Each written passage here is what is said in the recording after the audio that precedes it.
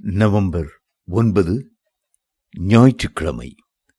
கர்த்தர் உன்னை பகலிலே வெயிலாகிலும் இரவிலே நிலவாகிலும் உன்னை சேதப்படுத்துவதில்லை. கர்த்தர் உன்னை எல்லா தீங்குக்கும் விலக்கி காப்பார். அவர் உன் ஆத்துமாவை காப்பார். சங்கீதம் 121:6-7. கிறிஸ்தவ வாழ்க்கை என்பது பஞ்சுமத்தை அல்ல, ரோஜா மலரால் அலங்கரிக்கப்பட்ட வாழ்க்கையும் அல்ல. உலகத்தில் உங்களுக்கு உபத்திரவம் உண்டு, ஆனாலும் திடன் கொள்ளுங்கள், நான் உலகத்தை ஜெயித்தேன். யோவான் 16:33 என்று கர்த்தர் சொன்னார்.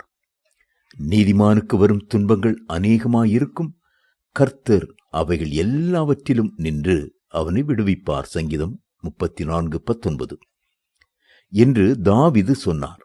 ஆனால் எல்லா சூழ்நிலைகளிலும் கர்த்தர் நம்மை காக்க வல்லவராயிருக்கிறார்.